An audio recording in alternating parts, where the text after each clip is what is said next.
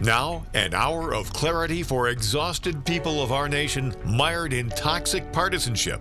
Left versus right, us versus them. While we pay to keep our politicians fighting, how do we, the people, rise up and solve the great challenges of our time? We do it by embracing freedom and liberty. There may be no such thing as a free lunch, but this hour is as close as it gets.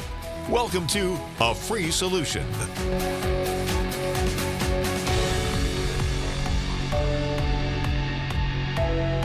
All right, welcome to A Free Solution. I'm Kevin Wilson, your host for today. Thank you so much for joining us. We're here on WYSL, and shout out down the line to our friends over at WACK out in Newark and WENY the Patriot down in Southern Tier, and of course our friends over online at A Free Solution, the YouTube channel, and A Free Solution, the Facebook page as well. Thank you for being here. Thank you for listening. We have a guest today, Trenton Goble, who's the VP of K-12 product strategy at Instructure.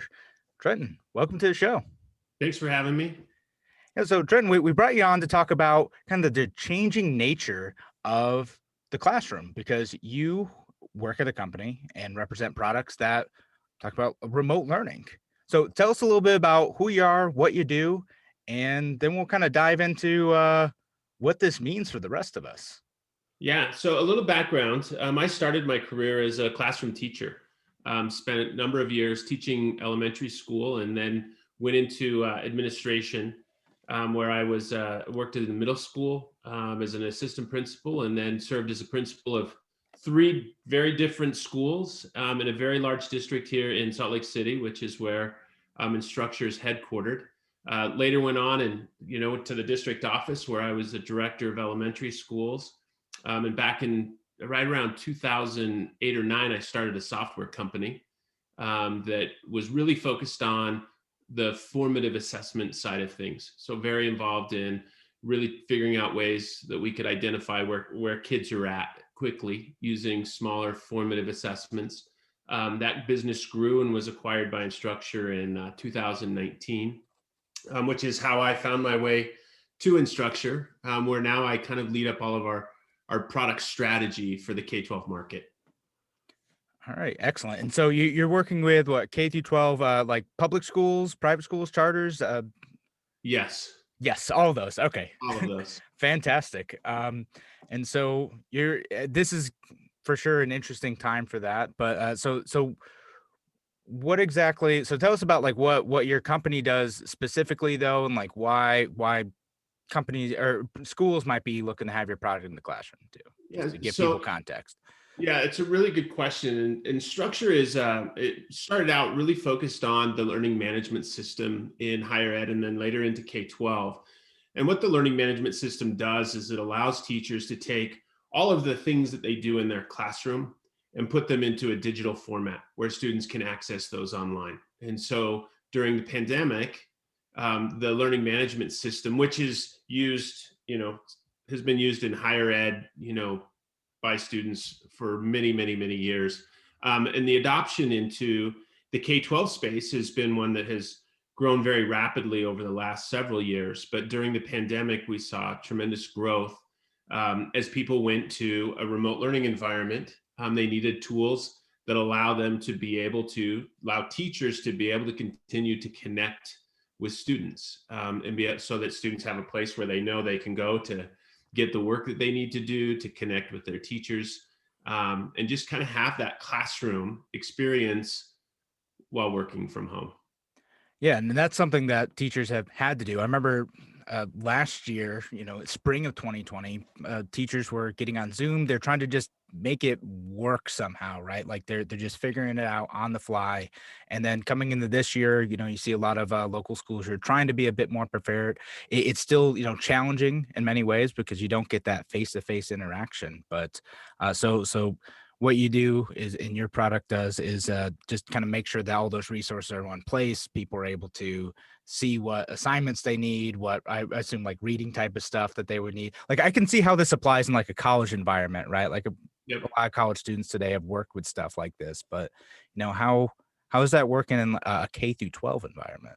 So I think the thing that people have to remember about this whole experience is that for teachers in particular, as your point about last spring, is a really good one. We went from what we would call normal, where kids show up to class and teachers are teaching face to face, to having to make a very rapid transition to that remote learning environment. And with that transition came a complete shift in their instructional pedagogy for teachers, where they were having to think about, how do I actually continue to do this while working from home? And I remember early on, I would listen to parents talk about their frustrations, or students talk about frustrations. And so often it would be things like, we have 15 different places we have to log into to be able to access all of the materials that we need to work from home. And just the logging in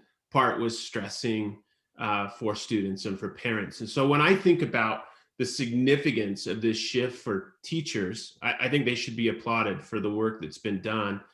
I always like to think about what are the key things that we needed to have in place in order for students to continue to learn in an environment that wasn't full of stress, like we saw early on in the pandemic. And it's like, can we answer these really fundamental questions? Like, what am I supposed to do? Do students know where to go to figure out what am I supposed to do? Do parents know how to access that? Do they know when things are due? So what am I supposed to do? When is it due? How did I do? Are we able to even know as we're turning in our work and our assignments, are we getting feedback to know whether or not we're headed in the right direction? And I think the next one is really important. It's that question around, can you help me? Is there a place where, as a student, I'm working from home, I'm stressed out, and normally I would just raise my hand or I would come up to the desk. How do we continue to connect with our students to allow them to continue to provide them support? And then the last one is, what more can I do? What we saw early on in the pandemic is not every student had access to all the same materials. It's one thing when you're a teacher in a classroom and you provide an assignment to a student, you're usually providing all the materials that go along with that. But when students are working from home and you're asking students to do things, not every student has access to all of the same materials at home. And so can we provide multiple different ways for students to show us that they understand and are able to do those things? So if we could answer those fundamental questions, we're going to take a lot of the stress and anxiety out of the remote learning environment. And that's exactly what a learning management system does. It answers those basic questions. It's one place where, as a student, I can log in, I get access to all of the things that I need to be able to learn. And it allows teachers to provide access from one place. It also means that I don't have 15 different places where I have to go log in, to different things. All of that can filter through one environment. Right. I mean, that I can't imagine that would make things easier. This whole situation stressful enough. I'm not a parent yet, but I will be soon. And when I have kids, I imagine it's going to be crazy trying to make sure that they're in front of the right place. And did they log into all the things that they need to be logged into? If you're logging into Zoom, or do you have to check an email for them? I've heard lots of stories of parents who are just trying to figure that out. So this is really interesting to see, a product that puts everything in a single place. So that's maybe what we're going to be looking to use in the future too. And we do only have about a minute and a half left. So when we come back from the break, what we're going to talk about is, we'll talk about what's this going to look like? Are we going to continue to use this into 2021, or 2022? What does it look like in the future? Obviously, your company's trying to get everyone to use this more, but like, a lot of parents, again, I'm going to be having kids in 5 years. Are they going to be using a product like yours in the classroom? Let's talk about what that looks like. Thanks again for joining us here on A Free Solution. We're talking with Trenton Goble, who's the VP of K-12 Product Strategy at Instructure. And we're talking about education, K-12 education and remote learning, all that stuff. Thanks again for joining us. We'll be back here on A Free Solution in a few minutes. Welcome back to A Free Solution. I'm Kevin Wills, your host today, joined again by Trenton Goble, who is the VP of K-12 Product Strategy at Instructure. We're talking about remote learning, education, and how the educational landscape is changing in your schools and in the schools of your kids around this area. We were talking before the break about like what does this look like, and I think most parents are hoping that there's going to be more or less full in-person instruction in the fall. We're starting to see that here in the Rochester, New York area. A few schools are getting back to several days a week. Some have been that way for a little bit, but we kind of have this mixed classroom right now. So where do you on a nationwide scale, where do you see a lot of classrooms now? And then what's this going to look like this year and maybe the year after that? Yeah, I think everybody wants to get back to a face-to-face environment. Where I'm at, most of our schools have been face-to-face since the beginning of the school year, and they've been kind of in and out of school. As the situation changed, we saw them going back to a remote model or a blended model. Um, Again, I think teachers would love to be back in a classroom in front of students. I think parents would love to see that, and I'm hoping that we get there sooner rather than later. One of the things that I think is really important as we think about this transition is our teachers have developed a lot of new technical skills that maybe they weren't really wanting necessarily to have to go through this process. But I think that those skills are skills that they'll take back into the classroom. We've also seen a massive jump in student access to devices, that one-to-one environment where students have now become really comfortable with the notion that they're doing a lot of their work through a device, turning in a lot of that work, interacting through that work. And even when we get back to a face-to-face environment, those fundamental questions that I posed to you at the beginning, that they're the same, whether we're face-to-face or whether we're in a remote situation, right? I still need to know when, what I'm supposed to do and when things are due and how I did. And, I need a place where I can continue to get help and provide alternate ways to be able to demonstrate learning. Like those are fundamental questions that we should be answering, whether we're in a remote or a in-person environment, and make that accessible to students always. And I think a lot of adults forget just how stressful school is, how overwhelming it can be, especially when you have kids who are, thinking about trying to make their way into college and through life and everything else they want to perform. The more that we can do as educators to provide students and parents with the information they need to be able to excel and do well in school, the better we're going to be. And so I see moving forward, I think we'll continue to see that notion of a one-to-one environment become less of a kind of an alternative idea or something that a few districts are dabbling, and it just becomes more of a standard. The students are doing that, and I think that this notion that there'll be some kids, I think, who may, districts will continue to offer maybe remote options for kids who maybe found this to be ideal. I don't think it's the majority by any stretch, but I think it definitely opens up opportunities for us to think about education in ways that maybe we wouldn't have been thinking about it prior to the pandemic. Yeah, and that's a really interesting thought, just being able to kind of tailor the education around the child's needs. Because I think of my wife's younger brother who's, still in high school and he has special needs. He really kind of likes the remote classroom idea. Like Yep. his particular experience is he kind of feels overwhelmed in some classroom environments. So actually being in front of the computers is good for him, and he's able to tailor the education to his needs a little bit more effectively. I mean, so do you think that we're going to see like more of those like blended classrooms going forward into the future? I do. And I think, I think you'll see districts. It's harder if your district is small, and maybe if there's districts will come together to continue to offer those alternatives, because it school can't be a one size fits all environment. Kids are complex beings, and what works for one student doesn't necessarily work for another. And I think that we've learned a lot about the fact that we can have teachers who are working remote, working with students who are remote, and be able to provide high quality learning environments for those kids. At the same time, I think we've also seen that for a lot of students, they're missing out on a lot of the social engagement that comes with school. They're missing out on the interaction with peers and the things that I think are that it's easy for us as adults to discount how important those peer interactions are. And so for those students, getting back to what is normal, considered normal, will be really important. But I think that we've created opportunities for us to look at ways that we can provide learning experiences that maybe are different than what we were thinking before the pandemic. Yeah, for sure. And I think of it's not just kids who are having, trouble with like not being able to interact with folks. Like I work at home all the time now too, right? It's something that is impacting everybody. And what what most people are saying, you get some folks are saying we're not even going to go back next year, but I think what most people are saying is, yeah, we want to get back into the classrooms as soon as possible. Kids need to be able to interact with younger kids, especially like the kindergarten, first, second graders when they're learning that emotional intelligence. Some of them are still learning, don't bite your friends. Like those are important skills to pick up. I used to work at a childcare center, and like in UPK, it's like, all right, if they can come out of this saying, we know not to bite our friends, that's Yeah. 90% success.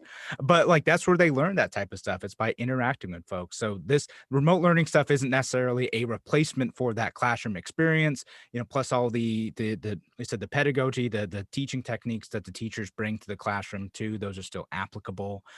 So across the entire experience, this isn't a replacement. This is a tool for that. And the other point that I think you had started to make is like you can also tailor that individual experience to those kids as well. Does the future of education look like tailoring that experience to the individual kid, like at a school-wide level? And are you seeing schools use this product to kind of match the needs and interests of children in the classroom?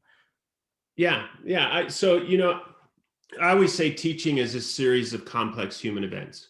These are teachers walk into a classroom and they've got 25, 30 kids in the classroom. To try to individualize instruction for each student is really tough given the time constraints and everything else. But the one thing that technology allows you to do is it allows you to be able to differentiate instruction for students, maybe not at a personal individual level, but as you're looking at where students are at, to be able to say, for this group of students, I'm going to distribute this content. Or if students perform at this level, they will get this content. If they perform at this level, they'll get this content, which is all built into a platform like ours, right? So as a teacher, I can actually start to tailor my instruction to give students, depending on how they're performing, different work to do, different interactions, a different experience. And that makes that experience much more personal for students. At the same time, as a teacher in the classroom, I'm always looking for ways to differentiate my interactions with students, my instructional models with students. It doesn't always have to be driven by technology. I don't think it should always be driven by technology at all. I think that those opportunities that we have to engage students, in the classroom are going to be super beneficial to teachers as they make that transition back. But yeah, ultimately, the goal should be that we're using technology for good, that we're using technology in a way that allows us to better meet the needs of kids. Yeah. No, and that's the goal, right? Technology isn't it's a tool, not a replacement for the entire educational experience. And that kind of being able to meet kids where they are in terms of like assignments and resources is interesting too, because I'm a little far removed from high school, but not, it's only goodness, how old am I? Like 12 years ago for me, right? But I do remember, being in the classroom, there's some kids, who like would struggle with the materials and they just need a little bit more time before they can move on, or they need it to have it explained to them a different way. And then there's others who are like, all right, I get this, I'm bored. And then they screw around. And I could be like both of those, depending on what the subject is. Yep, And exactly. a lot of that. So being able to move those experiences to meet kids where they are is a great thing that we should be able to embrace more of. And yeah, so that's and kind of on the other point, you had said something in the first segment about like being able to do like evaluations. Like, how do you make sure, I mean, particularly in a pandemic environment, how do you make sure that kids don't fall through the cracks? Yeah, I think that's one of the biggest concerns that parents and teachers have right now. How do we know what the impact has been on our students? And so the challenge for teachers really is finding good ways that we can assess students, that give us that insight of that information, because so often in the classroom, a lot of assessment is done just by being there. It's hard to explain, but as a teacher, we're constantly evaluating our student performance based on what we see.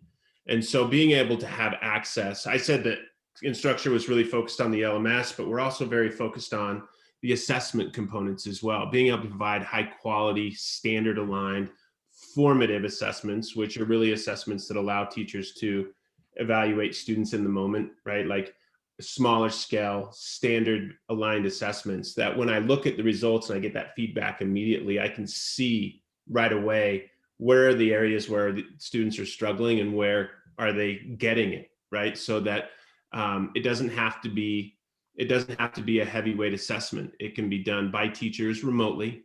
And the key, we always say, we get really good at collecting data. What matters most is that we actually use the data we collect, right? So when we talk about assessment, we're talking about giving assessments where teachers are actually using that data to drive intervention practices. This is all right. This is very interesting, but we are coming up on a break, and I don't want to lose this thread. But thanks again for joining us here on A Free Solution. We're talking to Trenton Goble, who's the VP of K-12 Product Strategy at Instructure, and we're going to be back with more from A Free Solution in just a few minutes. All right, welcome back to A Free Solution. I'm Kevin Wiltz, your host for today. Thank you so much for joining us. We are here with Trenton Goble, who's the VP of K-12 Product Strategy at Instructure. And of course, shout out down the line to our friends listening over at WACK out in Newark and WENY, the Patriot down in Southern Tier. And we're here on WYSL today. Not live today, but you can always send me your questions. Send a message to my Facebook page if you have any questions afterwards, and maybe we'll do follow-up stuff on future shows. But thanks for listening here today. And of course, you can catch the podcast as well. A Free Solution anywhere you can listen to podcasts, just look it up.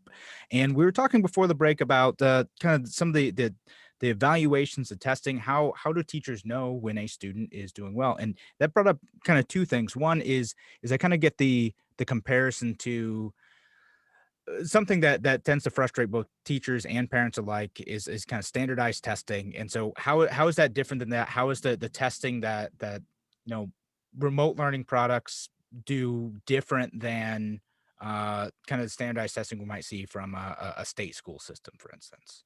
Yeah. So when you think about like a standardized test, or even some of the more heavier weight interim assessments that maybe kids take 3 times a year, usually those assessments are going to be fairly large in scope, 30 or more questions.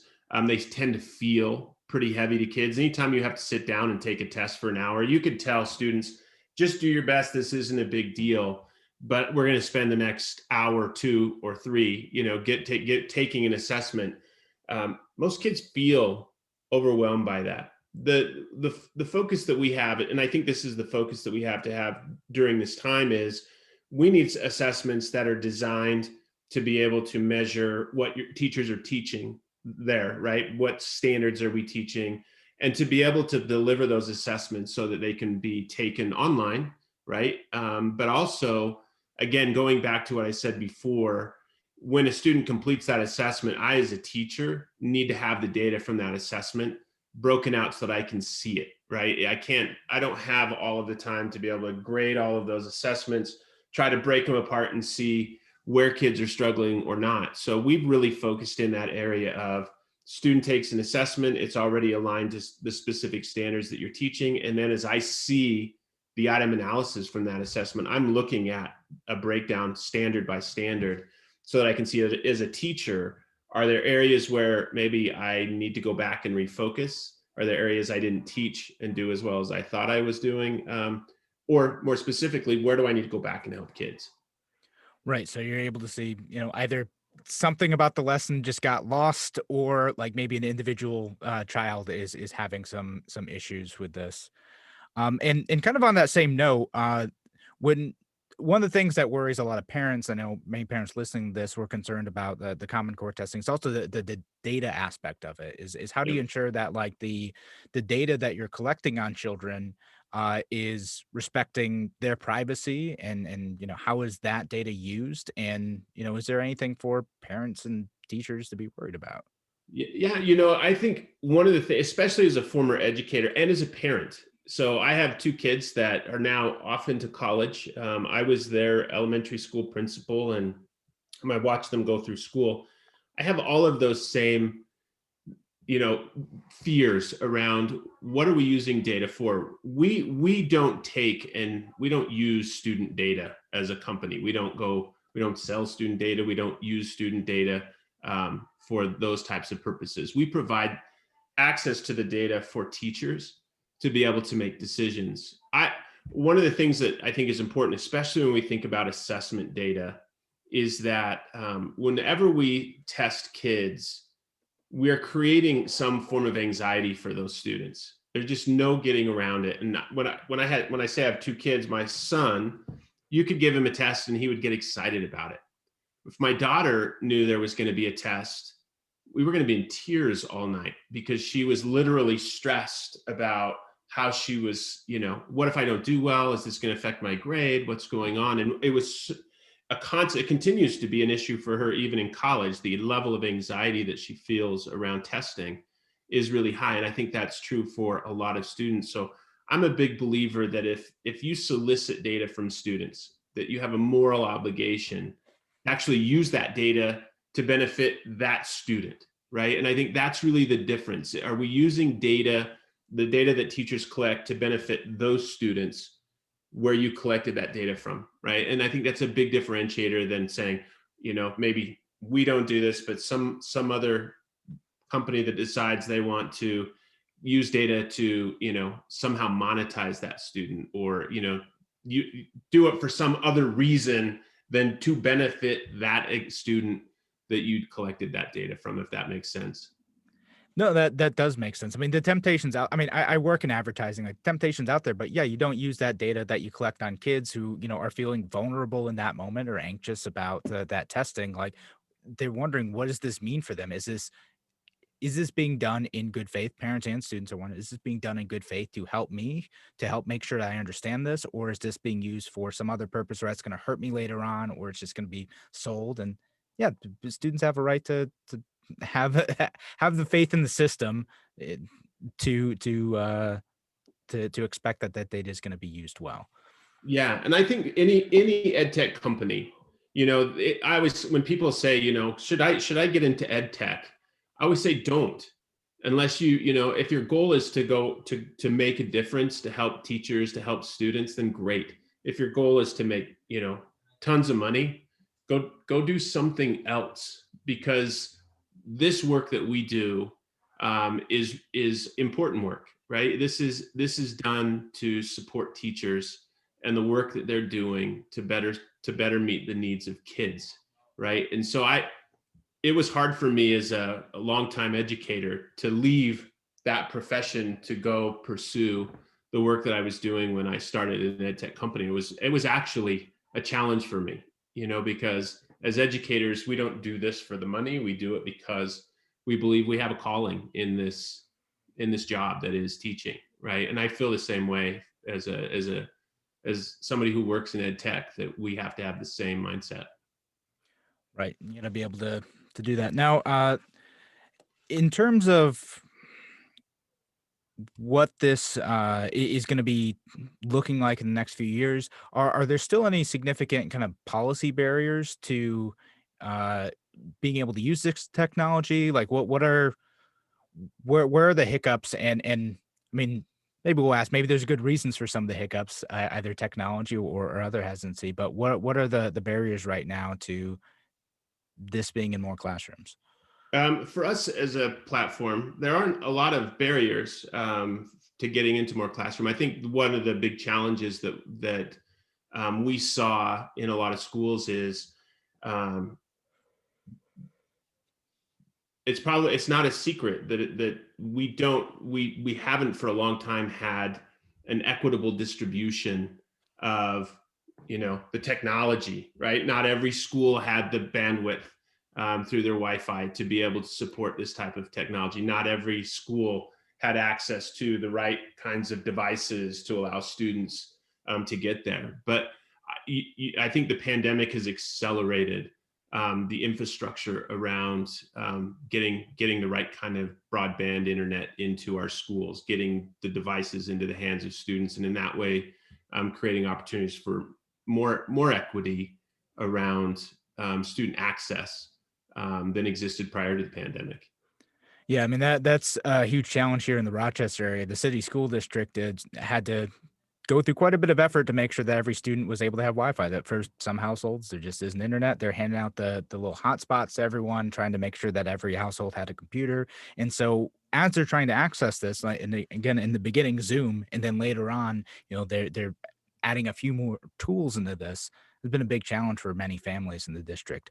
And we're just about out of time for this segment, though. But again, we're joined by Trenton Goble, who's the VP of K through 12 product strategy at Instructure, and we're talking about the future of education here on A Free Solution. So thank you so much for joining us. We're going to be back in a few minutes with a little bit more discussion on this, one more segment on remote learning and the future of education. Talk to you in a few.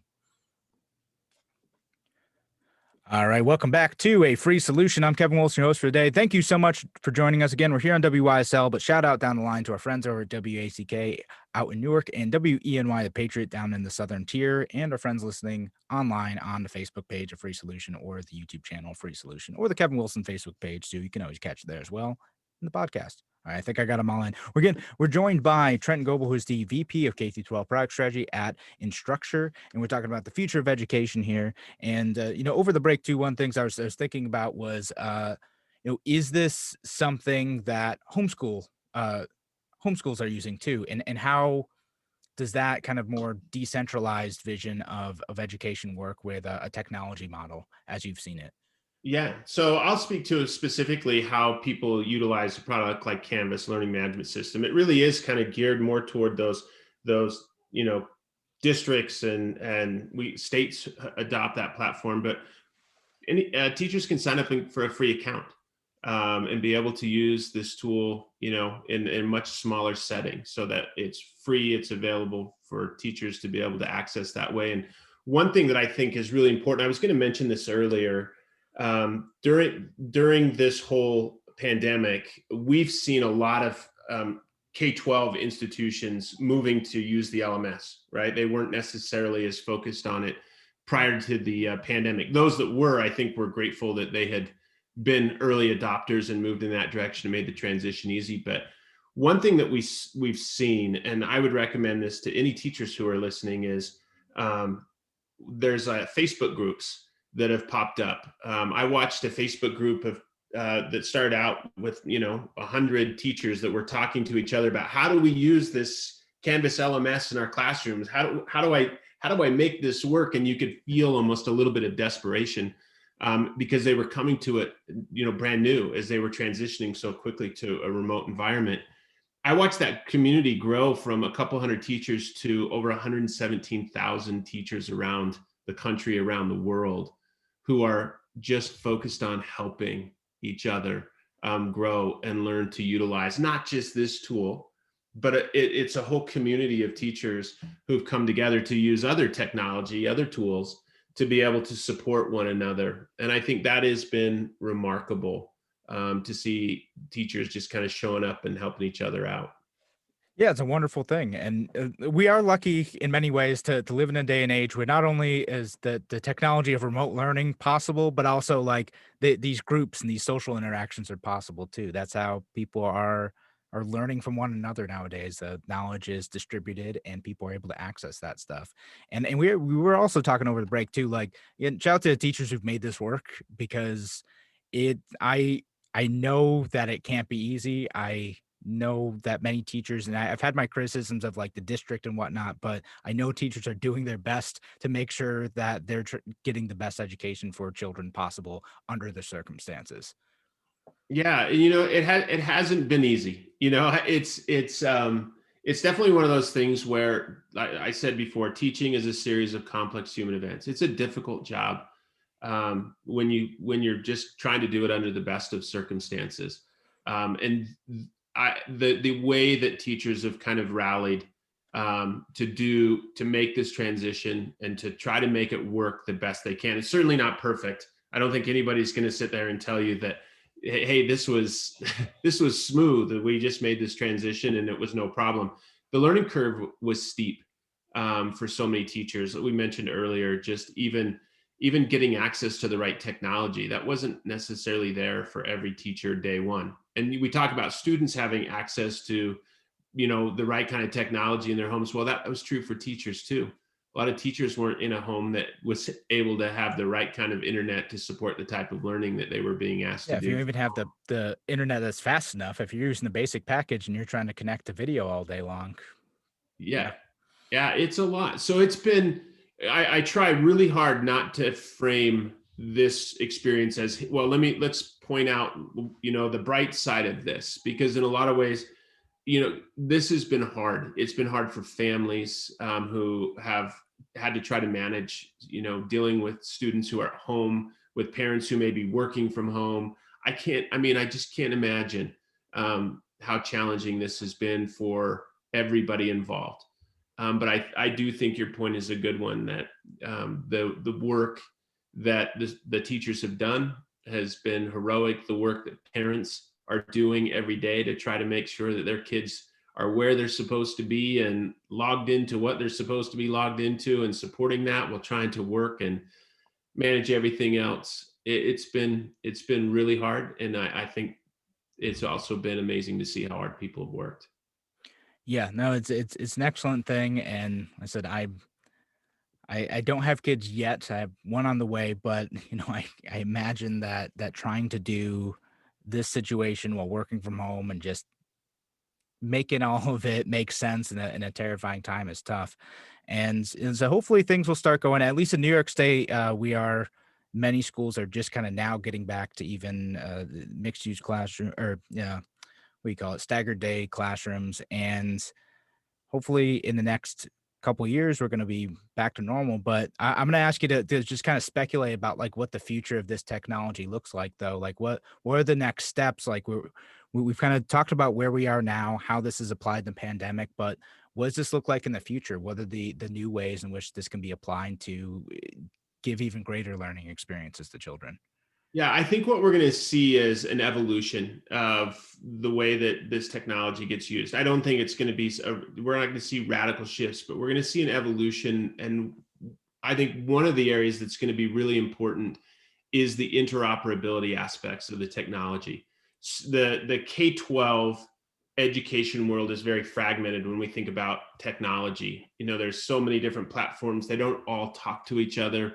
They don't integrate with one another. We don't have good standards, like data standards and things like that in the system. And so I think what we will see as in terms of evolution is a more seamless way for tools to be able to integrate, so that it becomes much more accessible for students and parents. This notion of having to log into 15 different things doesn't work. For teachers, it doesn't work to have 12 different platforms to try and gather all of the materials and to bring them all together into something that's meaningful for students.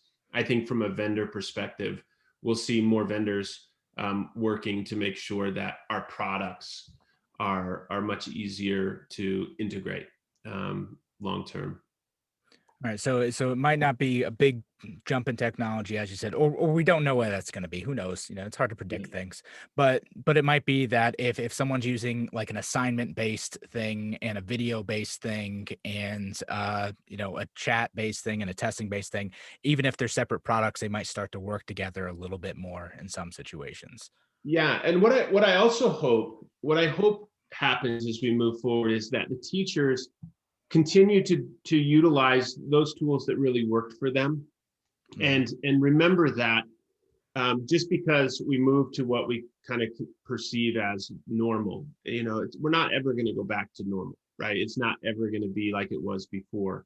But a lot of the tools that they've been using will have real benefits for students after, as they start going back. We still have students who are going to miss school because they're sick, or they're going to miss school because they're on vacation, and continuing to make sure that we provide access to answer those fundamental questions I mentioned right at the beginning, right? To those types of things will be important. And so I hope that as we make our way back into the classroom, we're finding those things that really work for us, and we continue to use those tools that are going to help our students and parents access the things that they need in order to learn and do well in school.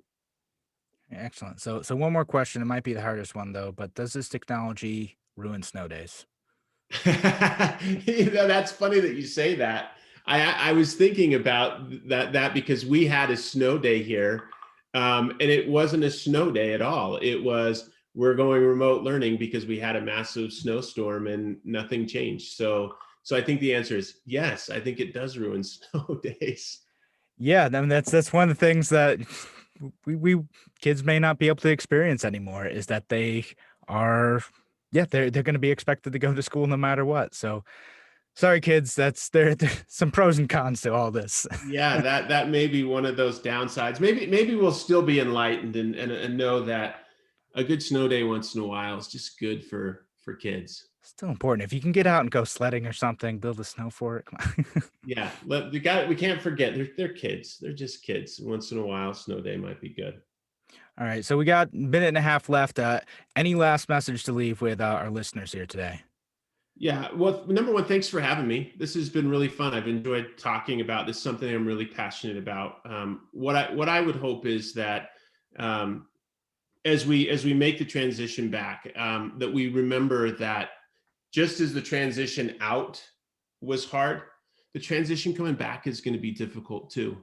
And we need to remember that we're going to be changing student schedules all over again. They're going to have to start, they're going to have to spend school and be in school for extended periods of time. And as much as they think they want to go back right now, if we're not careful, when those kids come back, it could be a little bit overwhelming. And so we need to be really sensitive, right, to the fact that we're going to get back, and we need to embrace, getting kids back into school, and let's not overwhelm them and race too fast to, try to make up for lost time. Right. No, that's a very important point. It's going to be a transition again, and a new life adjustment all over. But Trenton, this has been very informative. So thank you so much. Again, folks listening today, Trenton Goble is the VP of K-12 product strategy at Instructure, and we've been talking about education here today. So thank you so much for joining us. Anywhere else to learn about your product, like where should people learn about you and what you? You can go right to Instructure.com. Instructure.com. Excellent. All right. Thank you so much for joining us here today. All right. Thanks again for listening, folks. We'll be back with more from A Free Solution the next day. I don't know when this is going to, I think this is going to air Wednesday, so we'll be back on Friday. Thanks again for joining us. Take care.